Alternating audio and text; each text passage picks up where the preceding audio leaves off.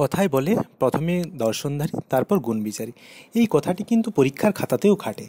পরীক্ষার খাতা যার যত ভালো হবে সে তত ভালো নাম্বার পাবে, অর্থাৎ যার খাতা দেখতে যত সুন্দর হবে সে তত ভালো নাম্বার পাবে।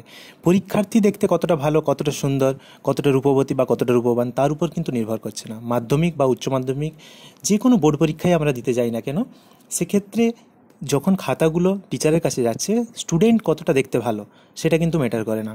তার খাতাটা কতটা দেখতে সুন্দর হয়েছে, সে কতটা সুন্দরভাবে খাতাটা সাজিয়েছে, সেটা কিন্তু অনেক গুরুত্বপূর্ণ নাম্বার পাওয়ার ক্ষেত্রে।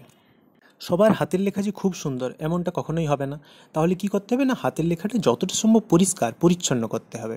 এবং কেউ কেউ মার্জিনের গা ঘেঁষে একেবারে লিখে থাকে। মার্জিনের গা ঘেঁষে কখনোই লেখা যাবে না।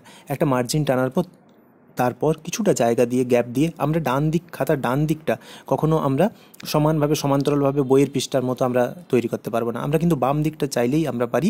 লেখাটা যেখান থেকে লাইনটা শুরু হচ্ছে সেটা কিন্তু আমরা চাইলে একটা সমান্তরালে করতে পারি। এবং প্রত্যেকটা শব্দ, প্রত্যেকটা লাইনের মধ্যে নির্দিষ্ট হারে যদি গ্যাপ দিতে পারি, তাহলে খাতাটা কিন্তু দেখতে সুন্দর অবশ্যই লাগবে। আর কালো কালিতে হেডিং সবসময়, এবং নীল কালিতে বা ব্লু পেনে সবসময় আমরা প্রশ্নের উত্তরগুলো লিখে থাকবো। এবার দাগ নাম্বারগুলো কখনো মার্জিনের বাম দিকে দেওয়া যাবে না, দাগ নাম্বার সবসময় মার্জিনের ডান দিকে দিতে হবে। আবার যখন মার্জিন টানা হচ্ছে, অনেকেই ওপরের দিকে প্লাস চিহ্ন করে দেয়, সেই প্লাস চিহ্ন কিন্তু হবে না, একটা কোণ সৃষ্টি হবে দুদিক দিয়ে। আর চারদিক দিয়ে মার্জিন টানার পক্ষপাতিত্বে আমি নই, দুদিক দিয়ে মার্জিন টানা হবে, কারণ এত সময় থাকে না। দুদিক দিয়ে মার্জিন টানার পর যে কোণাটা তৈরি হচ্ছে, সেই কোণায় কিন্তু কখনো প্লাস যাবে না। যদি সম্ভব হয় প্রথম দুটো পৃষ্ঠা একটু ধরে ধরে লিখে যেন হাতের লেখাটা একটু ভালো হয়, সেটা চেষ্টা করা খুব জরুরি। তারপর চেষ্টা করতে হবে প্রথম দিকের কোনোটা প্রশ্নই যেন না কাটা যায়, কোনোটা প্রশ্ন যেন না ভুল উত্তর হয়।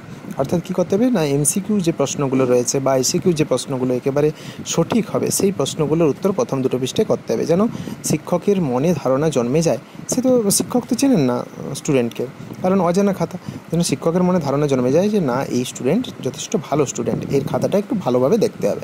তাহলে প্রথমের দিকে দুটো পৃষ্ঠাতে যদি সমস্ত প্রশ্নগুলোর উত্তর সঠিক হয়, তারপরেই যখন প্রশ্নগুলো হবে সেগুলো একটু বড় প্রশ্ন লিখতে হবে। এবং মাঝামাঝি যে বড় প্রশ্নগুলো থাকবে সেগুলো একটু বানিয়ে লিখলেও কোনো অসুবিধা হবে না।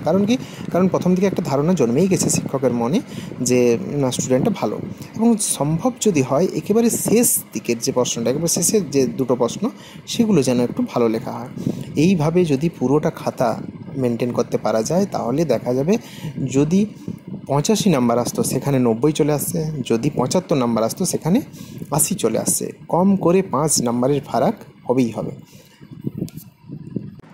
তাহলে কি বললাম? 1, খাতাকে দেখতে সুন্দর করতে হবে।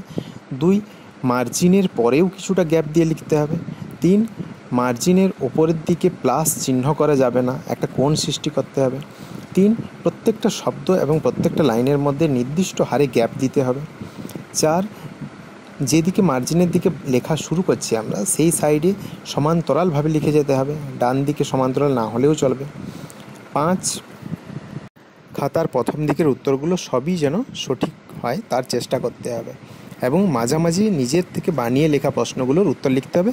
শেষ দিকে চেষ্টা করতে হবে একটু ভালো করে ভালো প্রশ্নগুলোর উত্তর লেখার। তো এইভাবে খাতাটা সাজালে অবশ্যই ফারাক একটা তৈরি হবেই। ভিডিওটি ভালো লাগলে অবশ্যই চ্যানেলকে সাবস্ক্রাইব করে কাছে থাকুন।